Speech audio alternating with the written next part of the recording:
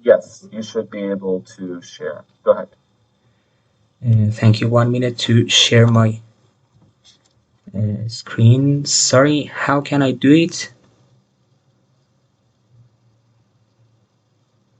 So there should be you see the share screen button, it's a green button. Yes, sure. Yeah. And now you can see my screen, yes? Yes. Yes. Okay, thank you. Um, Many esteemed non-Muslim scholars, such as Zakal, Kremer, Goldziher, Shankt, Kosen, Krone, and Moski, have extensively studied the origins of Islamic law. They have grappled with the question of whether Islam, including the life of Prophet Muhammad and the early Muslim community, was influenced by neighboring legal and religious systems during the inception. To fully understanding this, it's crucial to consider the historical context surrounding the emergence of Islam and its subsequent development. By doing so, we can gain insight into the perspectives of both classical and contemporary scholars and gain a more comprehensive understanding of history. It's important to evaluate the experts' findings in light of the historical realities of the 7th and 8th centuries Common Era. This will enable us to determine whether Islamic law, known as Sharia, was merely influenced by other legal systems or if it exhibits distinct characteristics alongside similarities with them.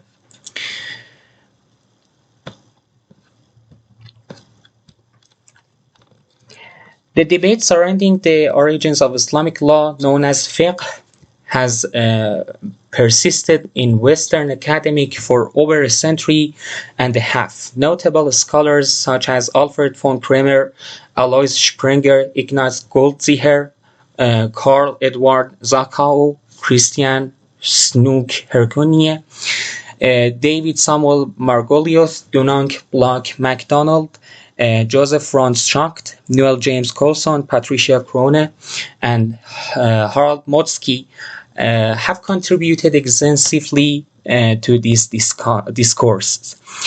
By analyzing their work, we can categorize divergent viewpoints into broader groups and gain comprehensive understanding of contemporary opinions, including those of William Albert Graham, Hossein Modarresi, and Wa'il Hallaq. A key question to address is extend to which external factors influence Islamic law or Sharia. These questions elicit differing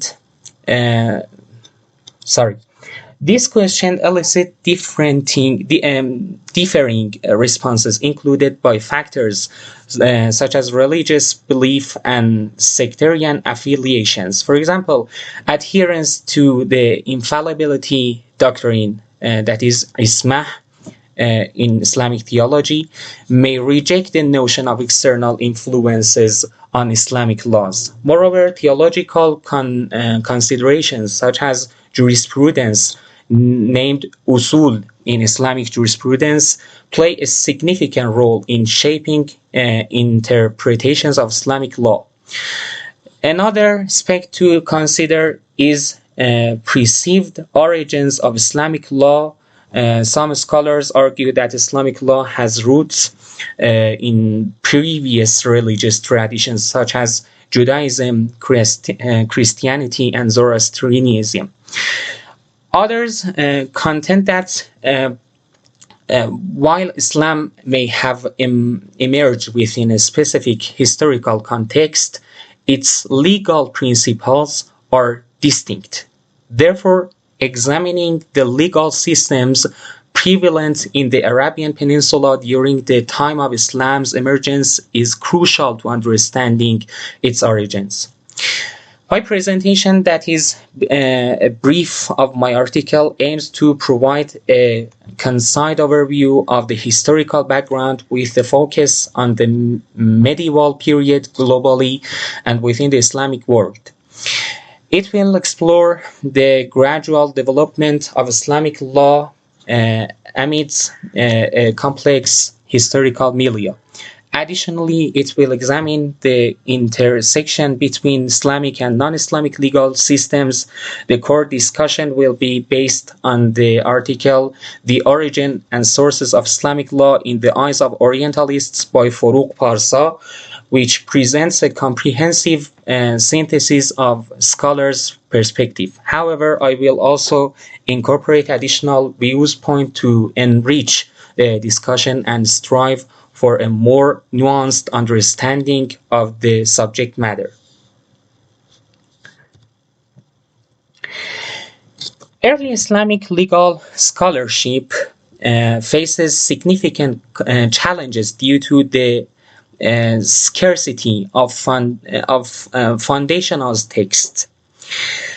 Aside from the Quran itself and the few reports on pre-Islamic Arab society, there is limited first-hand evidence on the early development of Islamic law. For example, a petroglyph from one of the Prophet's companions that I saw today in an article by Ahmad al-Jallad and Haytham Sidqi. Scholars rely on texts from the latter formative period and legal traditions attributed to Prophet Muhammad and early Muslim authorities. These traditions are interpreted differently, with some scholars viewing them as reliable and others as later fabrications influenced by external factors. Muslims distinguish between the Islamic and pre-Islamic eras from Islamic law, considering a new legal system. However, some elements of Islamic law are believed to have roots in pre-Islamic Arab tribal customs.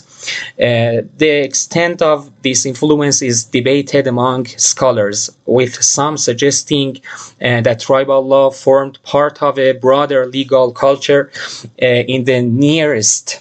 Regardless, there is consensus among scholars on the importance of studying tribal law to understanding the foundations of early Islamic law. Muhammad, the messenger of Allah and a central figure in Islam, lived from 570 to 632 Common Era. His life is divided into two main periods, Meccan and Medina, each of which holds immense significance for Muslim scholars, encompassing commentators, jurists, theologians, historians. The migration of the Prophet and his followers from Mecca to Medina, known as the Hijrah, served as a pivotal event in Islamic chronology, shaping the understanding of Quranic verses and prophetic anecdotes. During this time in Medina, Muhammad was not only recognized as a leader by Muslim majority, but also by non-Muslim minorities, as evidence in Quranic verses such as those found in Surah Ma'idah, as once mentioned by Mohsen Gudarzi, a member of Harvard Divinity School.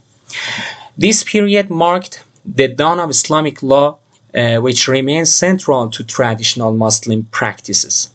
However, scholars have debated the organizing of the prophetic tradition, Sunnah, and its role in shaping Islamic law, with some emphasizing the Quran as the primary source of law, while others acknowledge the significance of prophetic teachings. This raises the first controversial subject in Islamic law, the number and quality of sources of Islamic of law in early Islam.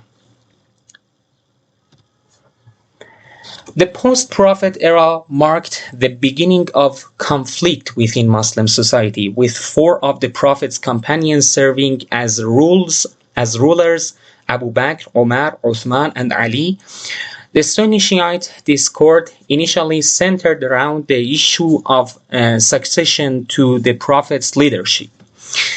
This discord expanded to encompass broader disagreements, leading to competing claims for legal and political authority within a few decades.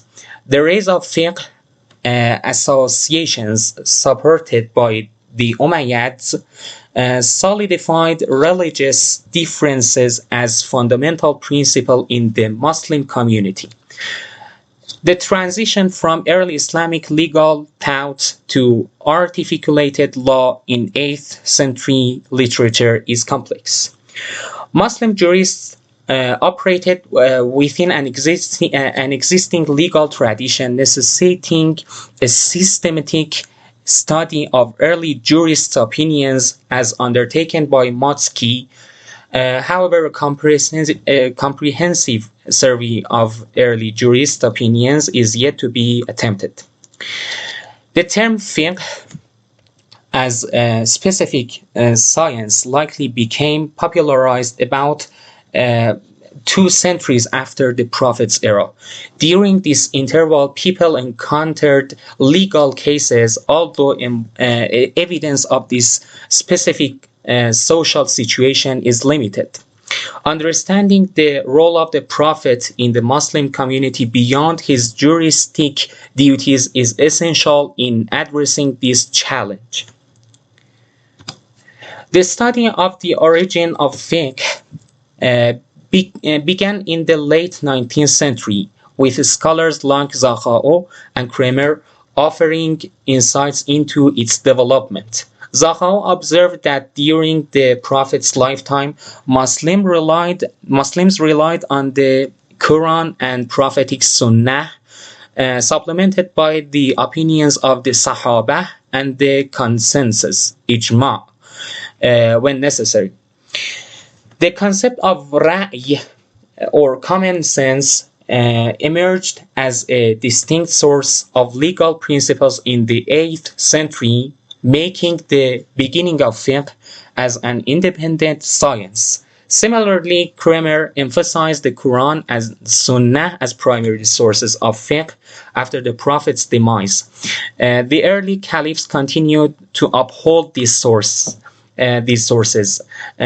with the Sahaba and Tabi'un adding hadith as needed, exploring the scope of Sunnah. Malik ibn Anas established the Medinan fiqh school, while the Iraqi school, led by Abu Hanifa and Ibn Abi Layla, employed qiyas as a method of legal inference independent of direct Quranic and hadith references. Following Kramer's studies, scholars like Hergonius, Sprenger, Margoliouth, and MacDonald delved into the principles of fiqh. Goldziher, focusing on the Zahiriya school founded by Dawood al-Zahiri, concluded that fiqh was primarily based on Ra'i from its inception. Goldziher argued that the early Islamic period, individual reasoning, analogies, traditional sources, was inherent to the judicial system, manifesting later as qiyas in the latter 8th century. The subsequent falsification of hadith, according to Goldziher, was a response to avoiding reliance on Ra'i, with many fabricated hadith accurately reflecting Ra'i disguised as authentic traditions. Goldziher contended that fiqh did not evolve primarily from the Quran and Sunnah, but rather from Ra'i. He equated Ra'i with ilm, or here the correct slide as I pay attention now. Goldziher contended that fiqh did not evolve primarily from the Quran and Sunnah, but rather on ra'i. He equated ra'i within ilm or valuable knowledge, suggesting that the opinions of early Sahaba evolved into authoritative known of subsequent generations. Goldziher located the beginnings of fiqh and its initial struggles in the 8th century across Medina, Syria, and Iraq. Despite scattered jurisprudential activities during the Umayyad era, formal legislation did not emerge until the Abbasid period, particularly under the reigns of al-Rashid and al-Ma'mun, who supported the development of official fiqh for religious purposes. Shacht proposes that the Quran and Sunnah played a limited role of the formation of fiqh. This text is chosen from one of his writings, as I am explaining the Shacht's points of view. With Quranic comments primarily focused on legal and inheritance matters. He argues that Islamic law initially allowed the customs of primitive Arabs as evidences in mythological pre-Islamic Arabian poetry and Jahili affairs. He highlights the influence of the ancient Arab concepts of Sunnah or presented in early Islam, emphasizing the Arabs' adherence to tradition and precedent. According to Shacht, many traditions in classical collections emerged after Shafi'i's time, and the first significant body of legal traditions from the Prophet originated in the 2nd century after Hijrah. He suggested that Islamic legal thought in the early period was influenced by late Umayyad administrative and popular practices. Shacht's focus on Ash-Shafi'i's Kitab leads him to agree with Goldziher's view on the roots of fiqh. He argues that the origin of fiqh lies in the exclusive and administrative laws of the Umayyads.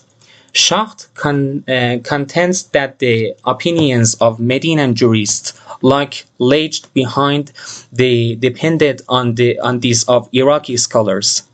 Contrary to popular belief, Shacht asserts that Medina did not hold a pivotal role in the development of fiqh. Instead, he argues that this position belongs to Iraq. Coulson criticizes the views of Shacht and Goldziher, arguing that while Muhammad's position evolved into one of political and legal sovereignty in Medina, Quranic revelations gradually superseded tribal customs. He acknowledges Quranic concepts as moral interpretive, but disputes their status as legal obligations. Nothing that Quran contains relatively few judicial verdicts compared to worship laws. Coulson asserts the Prophet's crucial role in establishing Islamic law during his rule in Medina, where he addressed numerous legal issues as the trustee of divine revelation. However, he acknowledges that after the Prophet's death, Muslims prioritized the Quran and Sunnah in legal matters. On the other hand, Krone takes a more skeptical stance, viewing the Quran as disorganized and of ambiguous origins, compromising its utility as a historical and legal source. She argues that later exegetical works and early jurists misunderstood the Quran's true meaning, leading to severe discontinuities between Quranic verses and Islamic law provisions. Crone suggests that the Quran may have coalesced into its canonical form much later than traditionally believed, challenging the notion of an authoritative Quranic canon in the early period. Crone's skepticism extends to her work of foreign borrowing in Islamic law, where she largely disregards the Quran's relevance, while praised for her boldness by some scholars.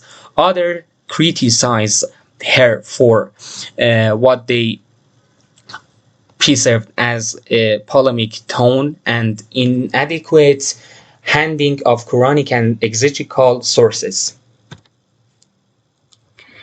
Motsky challenges the notion of the origin of fiqh lie outside the Arabian Peninsula, arguing for the existence of an authentic law school in Mecca before the Iraqi one in the 7th century. He criticized the methodological foundation of previous scholars, particularly Goldziher, whose hypothesis he deems speculative and lacking in evidence. Motsky's research into early Islamic sources such as Al-Musannaf by As-San'ani and Al-Musannaf by Ibn Abi Shaybah, unavailable to Shakts and Goldziher, led him to different conclusions. He considers these books primarily sources for Meccan fiqh, much like Muwatta by Malik ibn Anas for Medinan fiqh and Al-Athar by Abu Yusuf for Iraqi fiqh. Motsky focuses his analysis on Meccan narratives, relying on scholars like Ibn Jurayj and Ibn Uyaynah for their methodological consistency. The debate over the origins of early Islamic law encompasses two primary problems: the formal reformist and similarity sameness. The formal reformist problem asserts that Islamic law stemmed from the teaching of Prophet Muhammad and gradually developed into a comprehensive legal system based on the Quran and the Prophet's actions. Regional customs and the contributions of jurists further refined these laws. This perspective raised questions about the role of the Quran and Hadith, the transformation of regional customs into legal schools, and shifts in legal reasoning over time. In another hand, the similarity sameness problem explores potential influences from foreign legal systems on Islamic law. This approach either relies on hadith material traditional approach or compass Islamic institutions with foreign legal systems to suggest borrowing. Critics argue that this comprehensive approach undermines the authority of Islamic law and may be influenced by Orientalist biases. While Orientalist scholars have historically investigated the influence of other legal and religious systems on Islamic law, it's essential to note that Shiite studies are notably absent from this discussion, except for some ones that are not enough comprehensive in my opinion. Traditionalists emphasize the indigenous nature of Islamic law and the lack of textual evidence supporting foreign influences.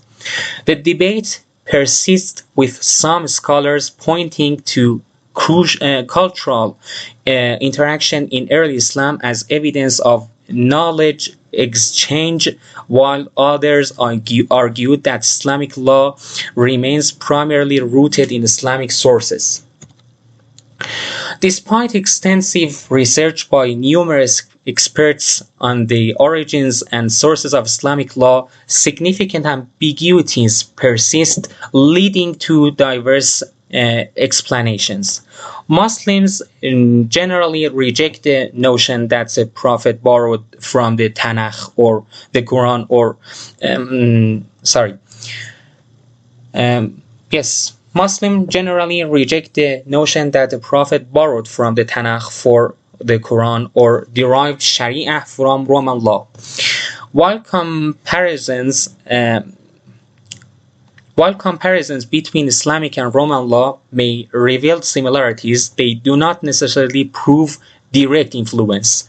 Critics argue that religious concepts fundamentally differ from legal concepts in Roman law. Some experts criticize others for attributing Islamic law to adoption from other legal systems without proving definitive evidence. Additionally, the gap between Islamic law and fiqh, coupled with social and temporal disputes, contributes to the complexity of understanding Islamic law, since despite these challenges, fiqh remains the primary lens through with which Islamic law is understood and studied throughout history. Thank you for your attention, and I am here for Q&A part. Thank you for your attention. Thank you, Hussein, for your enlightening presentation on Islamic law and early Orientalist positions and discourse on the topic of origins. I'm going to open it up for discussion. Are there any questions from the participants?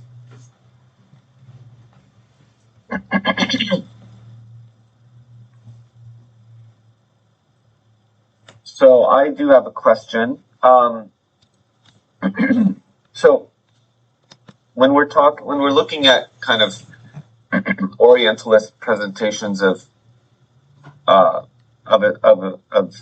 Islamic law and influence, etc., I think that one thing that, and this is more of a comment, right?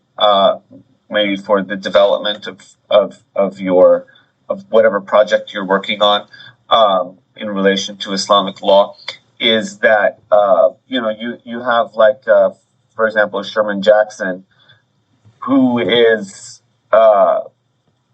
problematizing the idea of how Orientalists conceptualize law itself. Okay, so oftentimes Orientalists have conceptualized law kind of as a philosophical idea, right? But not as law itself, right? So with Shat, he talks about like the closing of the gates of ijtihad and these types of things, right? As if like this was the closing of the Muslim intellect, or this was the idea of the end of of Islamic legal thinking. Whereas the notion of taqlid versus ijtihad is a dynamic one, and it's one that as Halaq has said, is clearly happening up till the present day. But the idea that this is a kind of philosophical enterprise as opposed to a legal discourse, right, changes the whole way in which we talk about Islamic law, right? Because legal discourses are by definition, very conservative, okay? And they have their own, law is different than philosophy. Law has this ability, has this idea of precedent and this idea of, conservation of rights, hukuk, etc., right? So, but by definition has to be conservative, okay? So the whole discourse in which we talk about how were these Orientalists discussing this topic of Islamic law, one way in which you can present that and understand is based on like how modern Islamic legal scholars are talking about that, such as Sherman Jackson, who is saying, listen, the whole conception of law itself was problematic. Okay?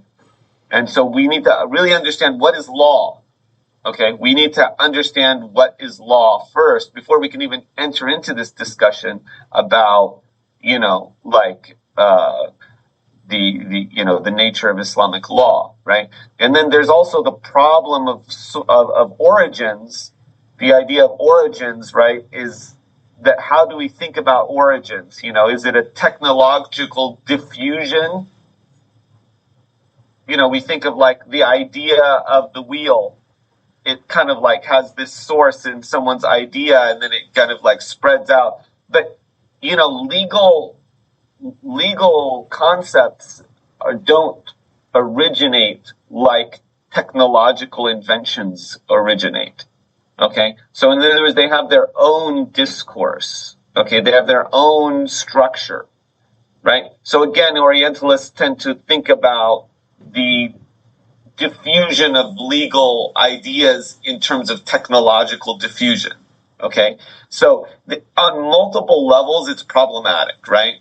But the thing is that when you're talking about this and you're kind of critiquing the Orientalist approaches, I think you want to take it to another level, right? Which is you want to kind of take it to the conceptual level, i.e. of how, not just their ideas, but about how they are really kind of like projecting their own ideas onto the discourse.